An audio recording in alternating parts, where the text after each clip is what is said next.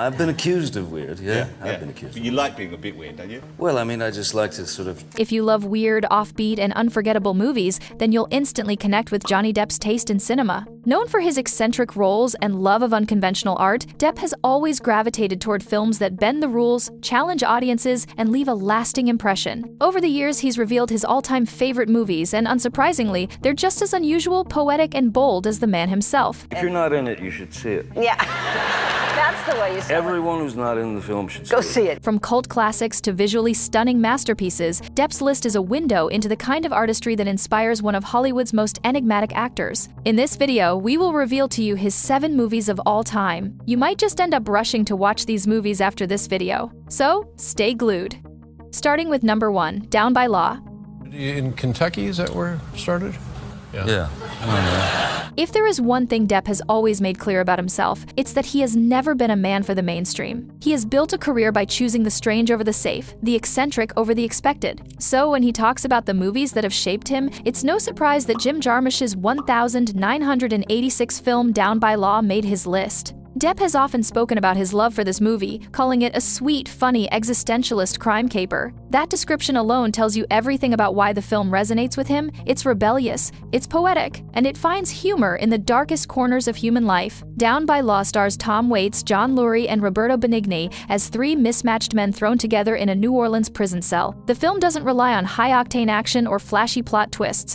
Instead, it lingers on long, deadpan conversations, stretches of silence, and the unlikely friendship that grows between 3 outcasts. It's exactly the kind of oddball storytelling Depp has always been drawn to, both as an actor and as a fan of cinema. When Depp praises the film as sweet, it may seem like an odd word for a prison story, but to him, sweetness doesn't mean sentimentality, it means honesty. Down by Law portrays its characters with tenderness, refusing to reduce them to stereotypes of criminals or victims. Depp has always identified with outsiders and misunderstood figures, so it's easy to see why he finds beauty in a film that insists even the strangest people deserve dignity. The humor, too, is what he calls funny in the most human way, because it comes not from forced jokes but from awkward silences, quirky habits, and the bizarre poetry of everyday survival. It's not just about 3 men escaping prison, it's about how people endure isolation, absurdity, and uncertainty. That philosophical undercurrent is something Depp himself has often wrestled with in his career. He's never chased fame for its own sake. Instead, he's chosen roles that reflect life's strangeness, its beauty, and its darkness, much like Jarmusch's approach to storytelling. What makes the film even more fitting for Depp is its collaboration of misfits. Tom Waits, a gravel-voiced musician turned actor, John Lurie, a jazz musician with deadpan charisma, and Roberto Benigni, an Italian comic whose broken English becomes poetry. In fact, his admiration for Tom Waits later turned into friendship, with Waits even appearing alongside him in films like Coffee and Cigarettes and The Imaginarium of Dr. Parnassus. In interviews, Depp has explained that the movie stays with you long after the credits roll, not because of explosions or dramatic reveals, but because of its mood, its rhythm, and its refusal to be anything but itself. That's the essence of Jarmusch's work, and the same essence Depp has tried to capture in his own choices as an actor. Ultimately, Depp's love for Down by Law says more about him than it does about the film.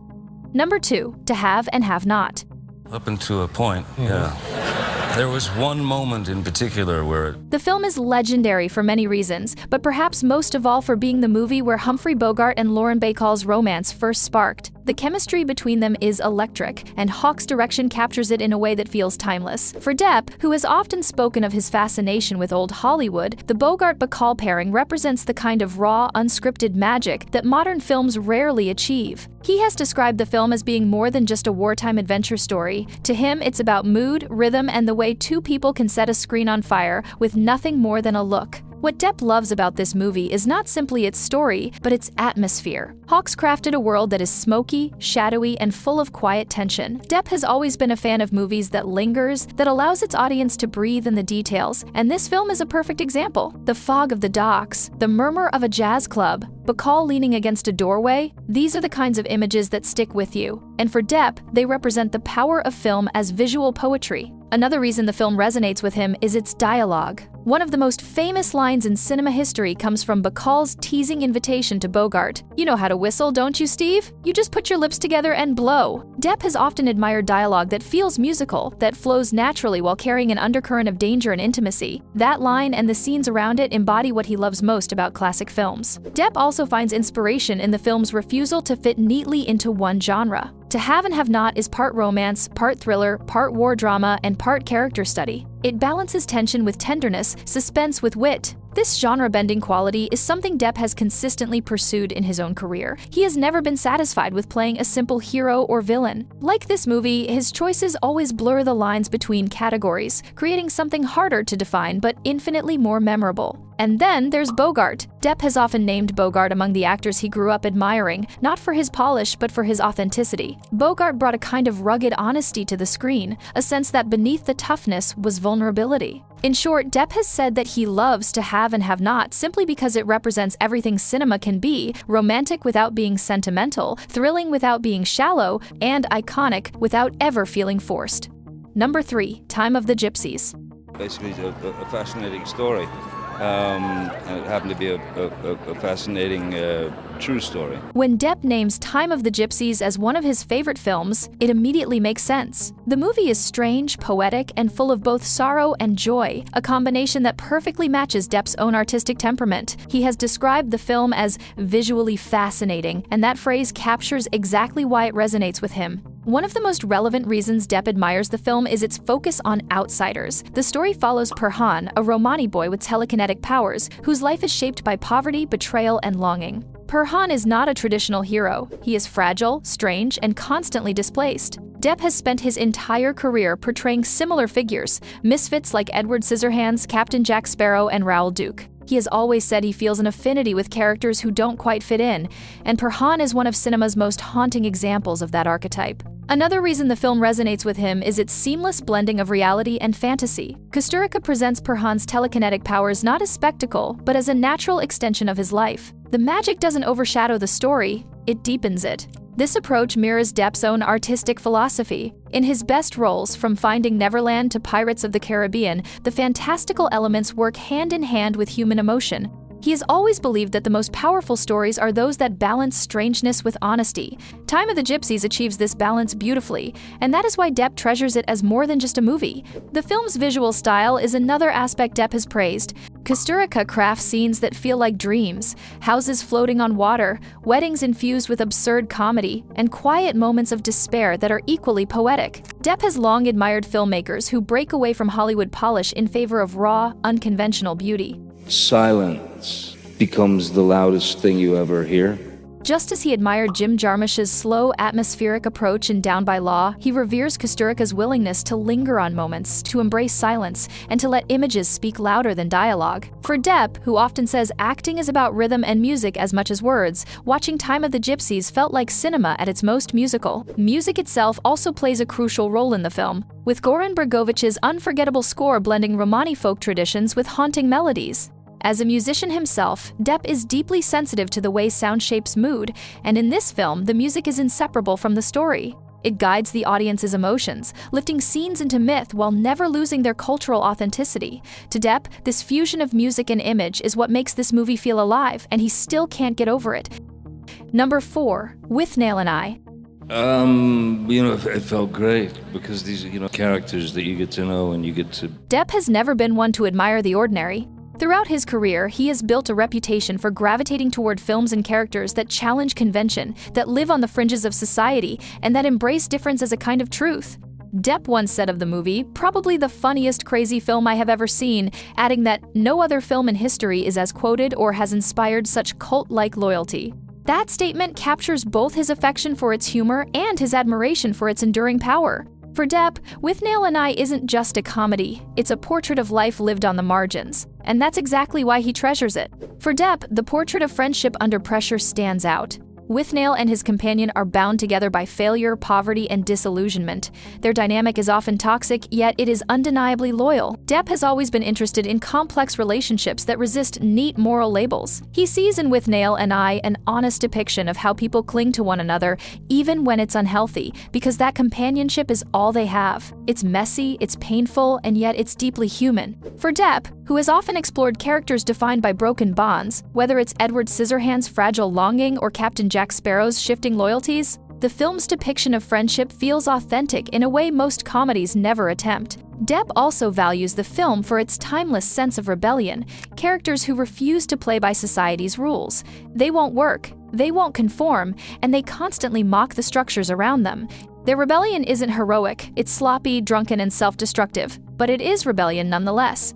Depp has always been fascinated by characters who defy convention, who live according to their own strange logic, no matter the cost. Then there's the film's dark humor, which Depp praises as the funniest he's ever seen. What makes it so appealing to him is that the humor emerges not from setups or punchlines, but from circumstance, character, and sheer absurdity. A ruined holiday in the English countryside becomes a comedy of desperation, and every misstep, every complaint, every drink builds into a portrait of two men stumbling through life. Depp loves this because it mirrors his own taste for comedy that isn't clean or polished but rooted in character flaws. For him, the funniest moments are often the saddest ones, and Withnail and I delivers that perfectly. Finally, Depp admires the film's longevity and cult status. He has said that no other movie has inspired such devotion or been quoted so relentlessly, and for him, that kind of lasting impact is the true mark of great cinema. Depp understands that the movie endures because it speaks to generations of dreamers, failures, and outsiders who see themselves in its characters. It's not a polished Hollywood product, it's a messy, brilliant story that people hold close because it feels real. That kind of authenticity is exactly what Depp has always sought in his own work. For Johnny Depp, the movie is more than a comedy. It's a reminder of the beauty in failure, the humor in despair, and the loyalty that binds people together. Number 5. Ed Wood.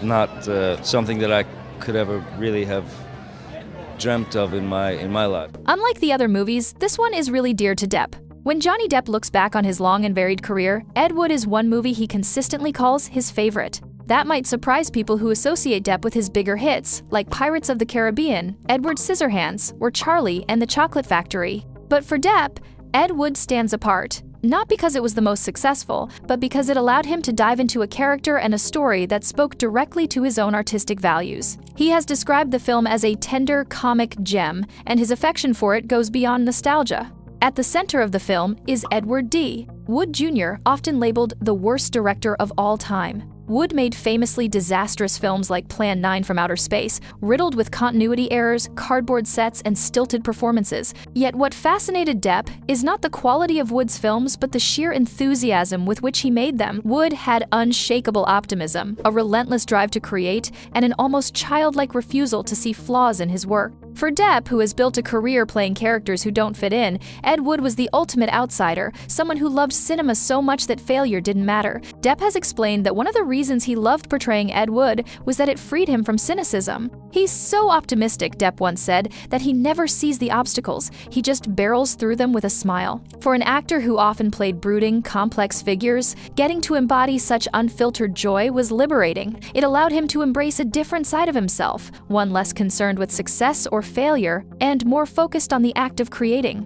That lesson, finding happiness in art for its own sake, remains a central reason why Depp treasures Ed Wood above all his other films. Another reason Depp loves the film is its collaboration with Tim Burton. The two had already made Edward Scissorhands, but Ed Wood deepened their creative partnership. Burton shot the movie in black and white, giving it the feel of a 1950s B-movie, yet infused it with tenderness rather than mockery. The supporting cast also contributed to his love for the project. Martin Landau's performance as Bela Lugosi, which earned him an Academy Award, added a layer of poignancy to the story. Finally, Depp loves Ed Wood because it aligns with his own philosophy about failure. Throughout his career, he has avoided safe roles in favor of risky, unconventional ones. Like Ed Wood, he has been criticized, misunderstood, and even mocked at times. Yet he has always believed that true artistry lies in daring to be different. In playing Wood, he found a mirror of his own journey, a man who, no matter how often he stumbled, never stopped dreaming. For Johnny Depp, Ed Wood is not just a film he starred in, it is a statement of identity. That's why, decades later, he still recalls it as one of his favorites. Number 6. Once Upon a Time in Hollywood. Yeah, I mean, a lot. You know, he basically had the great gift. Over the years, Depp has often expressed admiration for Tarantino's bold style, his sharp dialogue, and his ability to blend humor with violence in ways no other filmmaker dares. But with this particular film, Depp shared that he felt an even stronger connection because it isn't just another Tarantino crime epic, it's a love letter to industry itself. Depp has always respected Tarantino for being a director who writes and shoots with total freedom, without worrying about trends or expectations. Once Upon a Time in Hollywood stands out because it shows Tarantino's more reflective side, using the story of Rick Dalton and Cliff Booth as a backdrop to explore the fading golden age of Hollywood. Depp, who has spent his life working in the film industry and cherishes its history, recognized the care and nostalgia woven into every frame. According to Depp, he also loves this film because of its meticulous attention to detail. Tarantino captures 1,969 Los Angeles with dazzling accuracy. The billboards, the music, the costumes, the very feel of the city at the time. Depp, a lover of cinematic craft, has often praised films that transport audiences into another era, and here Tarantino does exactly that. It's the kind of immersive filmmaking that Depp respects deeply. Additionally, Depp appreciated Tarantino's daring in rewriting history. By transforming the real-life tragedy of Sharon Tate and the Manson murders into a story of survival and triumph, Tarantino gives audiences a cathartic twist. For Depp, who admires fearless storytelling, that choice makes the film unforgettable. More than just a movie, it's Tarantino's salute to the magic of Hollywood, a salute Depp wholeheartedly respects. Number 7. Poor Things. Confused, more lost, more paranoid, more... Johnny Depp finds Poor Things outstanding not just for its eccentric surface, but for the ideas it explores. Depp has always admired films that take audiences into strange places while saying something meaningful about humanity, and Poor Things does exactly that. For Depp, he connected with the film due to its exploration of innocence and experience. Bella Baxter begins with the mind of a child, yet she grows into a fiercely independent woman who challenges every expectation placed upon her. Depp has often chosen roles that deal with innocence in unexpected forms. Bella's journey mirrors that fascination, showing innocence not as weakness, but as a source of liberation and truth. Another reason why Depp loves this movie is because of its commentary on freedom and control. Bella is constantly confronted by people who want to shape, limit, or own her, but she refuses to be contained. Depp, who has frequently spoken about valuing creative freedom above commercial success, would admire how the story makes personal autonomy its central theme. To him, Bella's rejection of conformity would echo his own career-long resistance to Hollywood's demand for predictable choices. Depp was also drawn to the dark humor that runs through Poor Things. He has often said that comedy, especially when it is twisted or offbeat, reveals deeper truths about life. Lanthimos balances absurdity with poignancy, and that balance is exactly the kind of storytelling Depp respects, where laughter and unease coexist to highlight the complexity of being human. More importantly, Depp loves Poor Things because it champions curiosity, transformation, and the refusal to be defined by others. It's a film about rewriting your own story, something Depp has always believed in. Let's know your thoughts in the comments section. Subscribe to this channel for more videos like this, like and share.